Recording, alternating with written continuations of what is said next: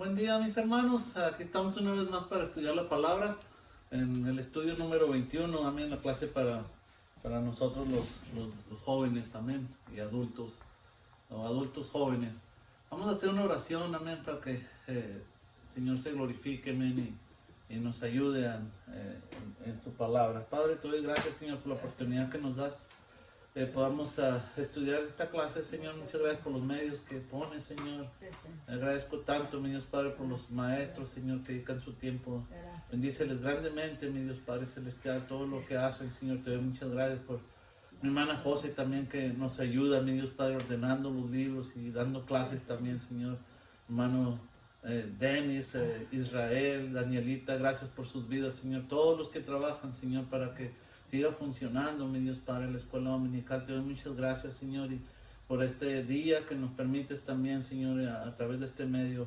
Bendice grandemente a cada uno de mis hermanos, los oyentes, Señor, en el nombre precioso de Jesús, Señor, que sea de grande bendición. Gracias, Padre Celestial. Amén. Amén. So, es el estudio número 21, dinámica de la vida cristiana. Amén. Y el pensamiento central es ningún cristiano puede agradar a Dios si no se rinde a Él totalmente. Y el texto áureo que sobresale en esta clase se encuentra en 2 de Timoteo 1:7 y dice: porque no nos ha dado Dios espíritu de cobardía, sino de poder, de amor y de dominio propio. Amén. Vamos a ver la lectura antifonal. Los que no tienen expositor, amén, ese se encuentra en 2 de Timoteo, capítulo 1, y vamos a leer los versículos, vamos a estar estudiando los versículos 3 al 11. Dice su palabra en el nombre del Padre, del Hijo y del Espíritu Santo. Dice: doy gracias a Dios, al cual sirvo desde mis mayores con limpia conciencia, de que sin cesar me acuerdo de ti en mis oraciones noche y día. Versículo 4 dice: deseando verte, al acordarme de tus lágrimas para llenarme de gozo, trayendo a la memoria la fe no fingida que hay en ti, la cual habitó primero en tu abuela Loida y en tu madre Eunice, y estoy seguro que en ti también. Versículo 6, por lo cual te aconsejo que avives el fuego del don de Dios que está en ti por la imposición de mis manos. Porque no nos ha dado Dios espíritu de cobardía, sino de poder, de amor y de dominio propio. Versículo 8, por tanto no te avergüences de dar testimonio de nuestro Señor, ni de mí, preso suyo, sino participa de las aflicciones por el Evangelio según el poder de Dios, quien nos salvó y llamó con llamamiento santo, no conforme a nuestras obras, sino según el propósito suyo y la gracia que nos fue dada en Cristo Jesús antes de los tiempos de los siglos. Versículo 10, pero que ahora ha sido manifestada por la aparición de nuestro Salvador Jesucristo, el cual quitó la muerte y sacó a luz la vida y la inmortalidad por el Evangelio, del cual yo fui constituido predicador, apóstol y maestro de los gentiles. Amén. Bueno, tal como lo dice el título de esta clase, la vida cristiana demanda una dinámica muy particular, mucho más superior de lo que uno pueda tener en cualquier disciplina de la vida. Todas las cosas buenas que uno logre alcanzar en esta vida siempre serán el resultado de una vida disciplinada y esforzada. Entonces, si hay algo que requiere compromiso y que requiere dedicación, es la vida cristiana, sin excepción de nadie. Amén. Para entender mejor la palabra dedicación, pues todo lo que tenemos que hacer es ver algunos antónimos, que es lo contrario de dedicación. Lo contrario sería apatía, lo contrario sería indiferencia, sería frivolidad, o sería desprecio, irresponsabilidad. Entonces nadie con estas características que son opuestas y negativas puede ser un seguidor de Cristo. Todo cristiano debe ser apasionado de su Señor, apasionado de su fe y de su iglesia. Amén. Vamos entonces a ver el primer versículo 3. Leímos: doy gracias a Dios, al cual sirvo desde mis mayores con limpia conciencia, de que sin cesar me acuerdo de ti en mis oraciones noche y día. Qué dichoso era Timoteo, amén, al contar con las oraciones de y un siervo de Dios tan tremendo como lo era Pablo, y aparte de todo eran oraciones sin cesar, dice, día y noche.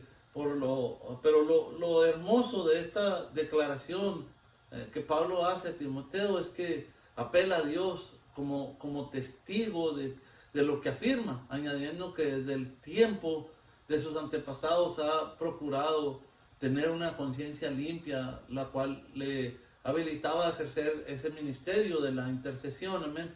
Este versículo 3 tiene varias declaraciones hermosas que hablan de lo que es una vida dedicada al Señor. En primer lugar, vemos que Pablo inicia el versículo dando gracias a Dios.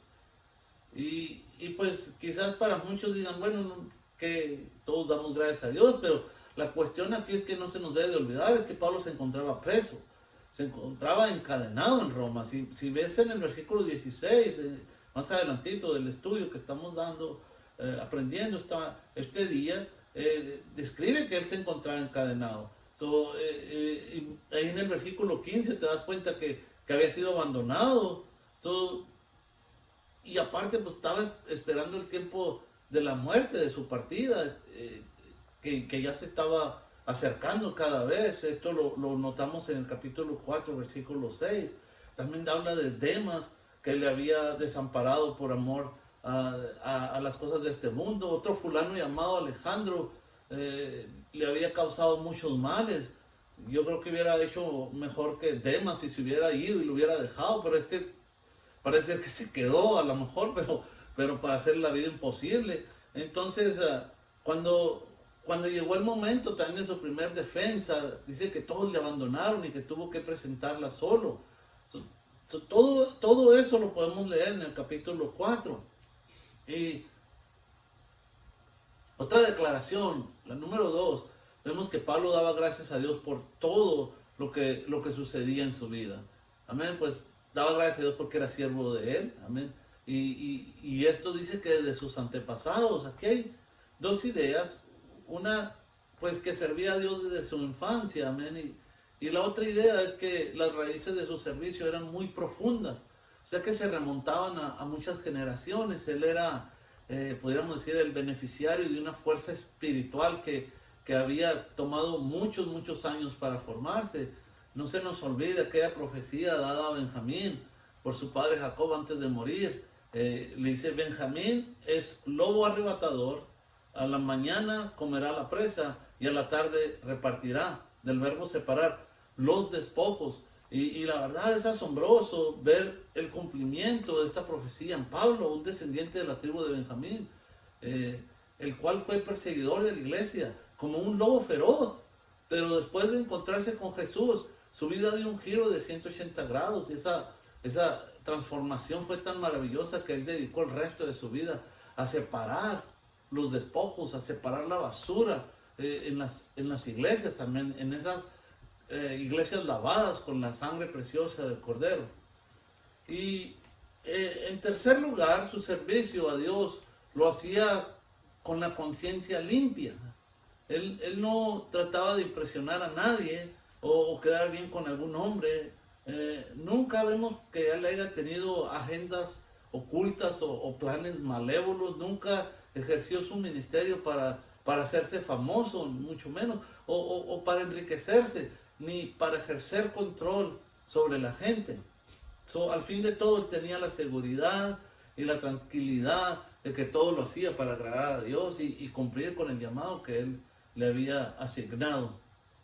Y en cuarto lugar, dice que sus oraciones por Timoteo eran incesantes, día y noche. Este siervo sabía que podía valerse de un buen ministro, amén, para seguir peleando la buena batalla, alguien que pudiera seguir la sana doctrina, alguien que amara la obra, alguien con fuerzas físicas también, muy importante, amén. Por eso oraba por Timoteo. Los versículos 4 y 5 dicen, deseando verte al acordarme de tus lágrimas para llenarme de gozo. El versículo 5, trayendo a la memoria la fe no fingida que hay en ti, la cual habitó primero en tu abuela Loida y en tu madre Eunice, y estoy seguro que en ti también. Hermosa carta. Estos dos versículos nos ofrecen tres hermosos cuadros de lo que es la vida dedicada a Dios. Número uno, nos hablan de las lágrimas de este joven pastor que causaban tanta emoción en el apóstol Pablo. Posiblemente le vio derramar lágrimas cuando les tocaba separarse por ciertas razones, o también existe la posibilidad de que estuvieran asociadas con su ministerio pastoral. Muy posible que derramó lágrimas cada vez que miraba la deserción de algún miembro, o la apostasía de algún líder, o quizás la ingratitud de algún hermano. También puede ser que Timoteo llorase al predicar a las almas perdidas.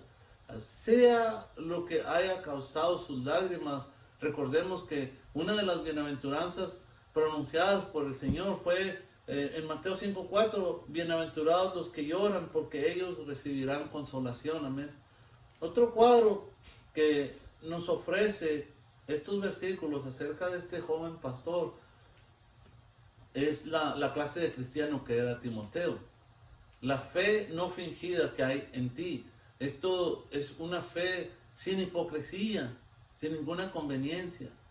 Amén. Eso es muy importante. Y el número 3, que esta fe genuina que había en Timoteo, la había heredado de su abuela Loida y de su madre Eunice. O sea que Timoteo era el resultado de un hogar piadoso, donde quiera que hay madres y donde quiera que hay abuelas como estas siervas de Dios, va a haber hijos y va a haber nietos también como Timoteo. Amén. Muy bien, vamos a seguir. El versículo 6 dice: por lo cual te aconsejo que avives el fuego del don de Dios que está en ti por la imposición de mis manos. Es increíble la actitud que Pablo toma ante las circunstancias y el consejo que da a su discípulo. Cualquier otra persona que se hubiera deprimido, amén, al vivir este panorama desde una cárcel. Pero vemos a este siervo de Dios, a Pablo, que solo tenía palabras de aliento. Amén. Entonces Pablo aconseja a su hijo espiritual que lo que tiene que hacer es avivar el fuego del don de Dios que está en ti. En pocas palabras, el apóstol Pablo estaba animando a Timoteo a continuar con su labor pastoral, afrontando los sufrimientos, afrontando los temores, puesto que él había sido designado por Dios, amén, al igual que Pablo, para predicar el evangelio de Cristo. Entonces, aviva el fuego del don de Dios. Esta exhortación es altamente necesaria porque generalmente sucede y puede decirse que es natural que la excelencia de los dones produce un descuido que también va acompañado de pereza. Y Satanás trabaja continuamente para extinguirlo, todo lo que Dios hace en nosotros, o todo lo que es de Dios en nosotros. Entonces debemos, por lo tanto, por otro lado, esforzarnos por llevar a la perfección todo lo que es bueno en nosotros y encender lo que se ha debilitado. ¿Ven? Porque la metáfora que Pablo emplea aquí se toma de un fuego que era débil o que estaba en curso a ser extinguido gradualmente. ¿Ven? Si no se añadían fuerzas, conocimiento, soplando sobre él y suministrando un nuevo combustible, por así decirlo. Amén. Entonces vemos que Pablo esencialmente le dice a Timoteo: en tu temor recuerda que Dios está contigo, en ti y para ti. Su espíritu produce el poder que necesitas para soportar, amén, y el amor que necesitas para ministrar. Entonces le está diciendo: sé disciplinado, sé diligente, sé valiente, porque Dios está contigo. Amén. La aplicación personal es que debemos usar lo que Dios nos ha dado para su gloria. Debemos avivar cada día lo que Dios ha puesto en nosotros. ¿Cómo? Pues ejerciendo las habilidades que nos ha dado. Esa es la forma. Si tú eres músico, sigue usando ese instrumento para Dios. Amén. Si das clases en la escuela dominical, pues si estás enfermo, estás pasando por dificultades, nunca te detengas. Sigue dando clases de escuela dominical. Sigue predicando. Amén. Sigue adelante con esa habilidad que Dios ha puesto en ti, con esos dones. Amén. Y gracia que Dios nos ha dado en Cristo Jesús. Amén. Para su evangelio. Amén. Que siga siendo conocido en todo lugar. Amén. Que su nombre siga siendo alabado en todo lugar. Amén. Todo esto nos enseña que el trabajo en la obra siempre ha sido difícil, nunca ha sido ni será fácil. Muchos se decepcionan y renuncian al trabajo en la obra de Dios porque se ven involucrados en una serie de circunstancias difíciles, pero cuando esto suceda, Pablo nos dice que en lugar de desanimarnos y renunciar, debemos de avivar el fuego del don de Dios que está en nosotros. Amén. El versículo 7 dice, porque no nos ha dado Dios espíritu de cobardía, sino de poder, de amor y de dominio propio. El Espíritu Santo nos ha dado el poder para practicar el dominio propio en nuestras vidas. También pareciera que al leer las cartas de Pablo a Timoteo, notamos que este joven era tímido. Entonces el apóstol Pablo le recuerda a Timoteo la importancia de no dejar ser dominado por sus propios temores o por inseguridades o por dudas. Timoteo era joven y como joven todavía podía aprender mucho de su padre espiritual. Amén.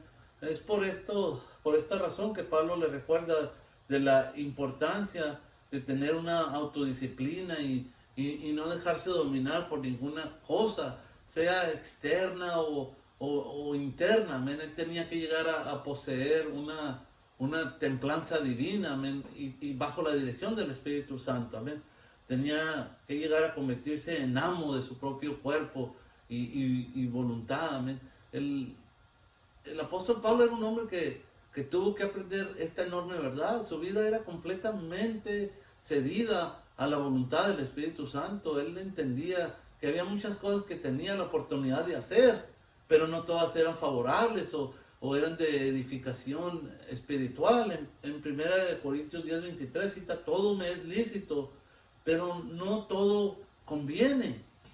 Y repite, todo me es lícito, pero no todo edifica. Amén.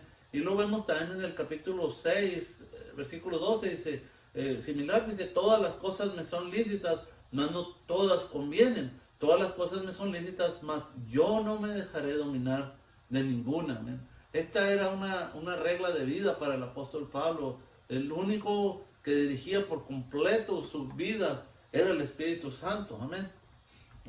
El desafío de vivir esta calidad de vida espiritual era alto para el joven Timoteo. Amén. No iba a ser fácil en sus propias fuerzas. Su mandato era ser un ejemplo en toda conducta cristiana. Amén. Como dice 1 Timoteo 4:12, dice, ninguno tenga en poca tu juventud, sino sea ejemplo de los creyentes en palabra, en conducta, amor, espíritu, fe y pureza. Solo por medio de la templanza del dominio interno derivado por el Espíritu Santo es que él alcanzaría a cumplir la comisión dada por su Padre espiritual. Amén. Es tiempo de tomar el desafío de caminar bajo la autoridad y el dominio del Espíritu Santo en nuestras vidas. Solo de esta manera es que llegaremos a dar el fruto de templanza en nuestro caminar con el Señor. Amén. Muy bien, el versículo 8 dice, por tanto, no te avergüences de dar testimonio de nuestro Señor, ni de mí, preso suyo, sino participa de las aflicciones por el Evangelio, según el poder de Dios. En vista del don y del llamamiento que Timoteo había recibido de Dios, el apóstol le hace otra exhortación, dice, por tanto, no te avergüences de dar testimonio de nuestro Señor, ni de mí, preso suyo. No creemos que Pablo estaba reprendiendo a Timoteo porque se estuviera avergonzando de dar testimonio. Él había demostrado en muchas ocasiones ser un siervo fiel que había trabajado con frecuencia en medio de la persecución, amén, y sin llegar a retroceder nunca. Y no estamos, la verdad no tenemos ninguna razón para pensar que no siguiera siendo así. Pero esto no quita que sintiera dentro de él la tentación de ceder a la vergüenza en el desarrollo de su ministerio. Amén. El Señor habló de esta posibilidad en Marcos capítulo 8:38 y todos nosotros entendemos bien que en qué consiste esta tentación. En el caso de Timoteo, el ambiente en el que tenía que trabajar se estaba volviendo extremadamente hostil. Recordemos que el cristianismo se había convertido en una religión ilegal y predicarlo sería un crimen duramente castigado. Además, el hecho de identificarse con un Mesías crucificado por ser un enemigo del Estado y luego con un seguidor suyo encarcelado por razones políticas, pues nomás imagínate, conlleva a una estigma social, además de un grave riesgo para su propia seguridad personal. Entonces, lo que vivimos, los que vivimos en países, amén, donde hay libertad de expresión, libertad religiosa, no siempre entendemos ni valoramos el tremendo precio que nuestros hermanos tienen que pagar para dar testimonio de su fe en otros países en los que está prohibido. Oremos siempre por ellos también, para que con la ayuda de Dios mantengan su testimonio, amén, firme. Y a continuación añade que tampoco debía avergonzarse de Pablo, preso del Señor. Entonces, el apóstol estaba tan íntimamente ligado al Evangelio que en cierto sentido podemos decir que avergonzarse de él implicaría necesariamente avergonzarse también del Evangelio que predicaba. Al fin y al cabo, la causa por la que Pablo estaba prisionero era por dar testimonio del Señor y por la defensa del Evangelio.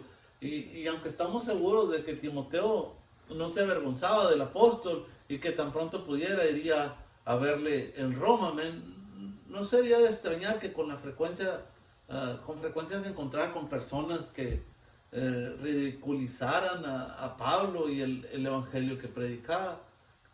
Así pues, avergonzándose de Pablo implicaría también darles la razón en cuanto a que el Evangelio que predicaba este siervo de Dios pues no era correcto. Entonces, como cristianos, la mayoría de nosotros llegamos a avergonzarnos del Señor en un momento u otro. Tal vez lo hicimos por haber temido lo que otros iban a pensar de nosotros, o quizás porque nos preocupa que nos preguntaran por qué nuestra forma de vida no es consecuente con la fe que profesamos. En cualquier caso, muchas veces somos débiles para expresar lo que el Señor ha hecho en nuestras vidas. Entonces aquí encontramos que Pablo nos exhorta también a nosotros a dar un testimonio valiente y sin complejos de Cristo, sin importar el costo y sin importar las consecuencias. Amén. Hablando con claridad, sin evasivas ni vacilaciones, explicando la gracia de Dios que nos es ofrecida por el Evangelio y también las graves consecuencias que existen, amén, de rechazarlo. Por último, notemos también que a pesar de todo, Pablo no se consideraba preso de Roma o del César, sino que se definía a sí mismo como preso del Señor. Él sabía que la razón por la que enfrentaba la cárcel tenía que ver con su fidelidad al Señor, y por esa razón también se sentía en sus manos y bajo su cuidado soberano. Amén. Muy bien, mis hermanos, pasemos a los versículos 9 al 11. Dice, por último, quien nos salvó y llamó con llamamiento santo, no conforme a nuestras obras, sino según el propósito suyo y la gracia que nos fue dada en Cristo, según Jesús, antes de los tiempos de los siglos. Versículo 10, pero que ahora ha sido manifestada por la aparición de nuestro Salvador Jesucristo, el cual quitó la muerte y sacó a luz la vida y la inmortalidad por el Evangelio. Versículo 11, del cual yo fui constituido predicador, apóstol y maestro de los gentiles. Cada vez hay más personas que piensan que nuestro universo ha sido el resultado del azar, de un accidente, de la interacción de fuerzas ciegas, y por esa misma razón tampoco creen que este mundo se dirija a una meta, ni tenga ningún propósito. Amén. Si, según ellos, el mismo hombre es también el resultado de un proceso evolutivo que no se sabe bien a dónde conduce. De hecho, examinando nuestra historia, pareciera que la humanidad viaja en círculos, amén, alternando constantemente épocas de esplendor con otras de oscurantismo, sin que parezca que vayamos a salir nunca de ahí. Ante esto, el pensamiento se está apoderando, el pesimismo, perdón, se está apoderando de la humanidad, viendo cómo el mundo se desvalía en medio innumerables conflictos de todo tipo, man, como esta pandemia tan terrible. Ya casi nadie confía en los políticos, ya casi nadie confía en sus palabras. Además, sus políticas económicas no solo son incapaces de erradicar la pobreza, sino que parecen que están al servicio de unos pocos, también, que cada vez son más inmensamente ricos, de tal manera que entre ellos se acumulan la misma cantidad de riqueza que millones y millones de personas juntas.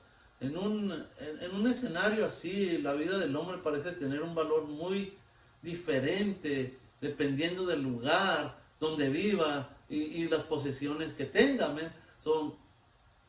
Cuando Pablo escribió esta carta a Timoteo, él mismo era víctima del sistema político dirigido por aquel loco y cruel Nerón, encarcelado en unas condiciones infrahumanas, esperando ahí el veredicto de un juicio que era completamente injusto y su posterior ejecución. Humanamente hablando, si alguien hubiera preguntado al apóstol hacia dónde creía que se dirigía la humanidad, podríamos esperar una respuesta cargada de negativismo y de desesperación y desánimo. Sin embargo, al leer lo que escribió en esos días, no vemos nada de eso, sino por el contrario, tenía una visión muy optimista sobre su futuro. ¿Qué era lo que le hacía pensar de ese modo? Para empezar, él sabía que este mundo ha sido creado por Dios y que él mismo sigue sustentándolo y dirigiéndolo hacia un fin, amén, según sus propósitos, amén. De igual manera, ha tenido planes gloriosos para el hombre, incluso antes de que este mundo fuera creado. Pablo lo explica de la siguiente manera, dice: nos salvó y llamó con llamamiento santo, no conforme a nuestras obras, sino según el propósito suyo y la gracia que nos fue dada en Cristo Jesús antes de los tiempos de los siglos, pero que ahora ha sido manifestada por la aparición de nuestro Señor, de nuestro Salvador Jesucristo, el cual quitó la muerte y sacó a luz la inmortalidad por el Evangelio. Dios ha tenido un propósito para este mundo desde antes de su fundación, y también tiene un plan eterno para el hombre. Lo tuvo desde el momento en que lo creó a su imagen y semejanza, diferenciándolo así del resto de las criaturas. Amén. El hombre no es solo un ser biológico, tampoco es el producto de una evolución ciega, y la muerte no es su final. Por eso cuando la persona reflexiona, cosa que cada vez se hace con menos frecuencia, se da cuenta de que necesita respuestas que le satisfagan de verdad. Decirnos que estamos aquí por un capricho de la casualidad y reducir nuestras vidas a la satisfacción de ciertos instintos básicos no es el tipo de vida que nos convence de verdad. Dios nos ha creado con alma y espíritu, no solo con un cuerpo físico. Por lo tanto, nuestra verdadera felicidad y desarrollo personal solo llegará cuando tengamos esto en cuenta. Podemos acumular riquezas y seguiremos insatisfechos. El Señor Jesucristo lo dijo, que dice, ¿qué aprovechará al hombre si ganare todo el mundo y perdiere su alma? ¿De qué le serviría? Amén. El hombre ha sido creado a imagen de Dios y tiene profundas necesidades espirituales que debe satisfacer para ser feliz. Amén. Pero el hombre no quiere dar a Dios el lugar que le corresponde en su vida e ignora sus necesidades espirituales, lo que le deja pues un vacío imposible de llenar de ninguna otra manera. Se ilusiona pensando que si consigue mejorar su nivel económico, esto le haría feliz, pero ya deberíamos habernos dado cuenta que no hay ninguna relación directa entre tener muchas posesiones y ser felices. Otras veces achacamos nuestra frustración a las circunstancias por las que pasamos, y aunque es verdad que hay situaciones muy dolorosas, muy difíciles, esto tampoco es la causa de nuestra infelicidad, aunque no la querramos admitir. Nuestro problema es de origen espiritual y tiene que ver con la falta de una correcta relación con Dios. Nuestra alma debe regresar al Dios que la hizo. Fuimos creados para Él, nos correspondemos con Él y no encontraremos descanso fuera de Él. Ahora bien, ¿en qué consisten estos planes eternos de Dios para el hombre? ¿En qué consisten? En primer lugar, restaurar la relación entre Dios y el hombre, que ha quedado rota por el pecado, amén. Y en segundo lugar, quitar las terribles consecuencias que esta ruptura ha ocasionado, especialmente la muerte, amén, y todo lo que ella conlleva. Al fin y al cabo, lo que Dios desea para el hombre es que disfrute junto a Él de la vida auténtica, de un estado de inmortalidad, amén. Pablo afirma que Dios empezó a diseñar este plan antes de los tiempos de los siglos, dice, y su éxito se basa en la obra redentora de Cristo Jesús.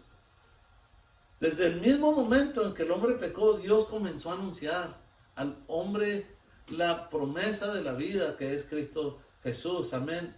Y su cumplimiento pues vino por medio de nuestro Señor Jesucristo, el cual quitó la muerte, amén, y sacó a la luz, la vida y la inmortalidad, como lo dice su palabra. Cristo ha conseguido ser el salvador del hombre al pagar él mismo lo que la ley demandaba por nuestros pecados, amén, que no era otra cosa que su propia vida, pero después de morir resucitó y salió victorioso del sepulcro, aboliendo los terribles efectos del pecado y la muerte para todos aquellos que lo reconozcan como su Salvador y Señor por medio del arrepentimiento, amén, y la fe en nuestro Señor Jesucristo. Entonces la resurrección de Jesucristo es una prueba absoluta de que la muerte no es el final y que esta no es la única vida, ni este es el único mundo. Hay otra esfera de vida, hay otro mundo que es imperecedero y que nunca pierde su brillo, que es puro, es inmortal, es glorioso y absoluto. Pablo estaba seguro de ello. Y por esa razón, aunque sabía que pronto vendría un soldado romano a arrebatarle la vida, sin embargo sabía que ese no sería su fin, sino la puerta de entrada al mundo glorioso de Cristo, el cual es muchísimo mejor. Amén. Podría acortar su existencia en este mundo, pero no podían quitarle ni un solo segundo de la gloria que le esperaba. Ante esta hermosa esperanza, poco le importaba lo que los hombres le pudieran hacer o las circunstancias dolorosas por las que tuviera que pasar. Todo acabaría pronto y sería trasladado a una nueva realidad, infinitamente mejor y eterna. Amén. Pues gloria a Dios, mis hermanos. Aquí podemos concluir entonces con nuestra clase, amén. Espero que haya sido de bendición. Dios nos bendiga y nos ayude a ser fieles hasta el día que nos llame a su presencia. Amén. Dios les bendiga.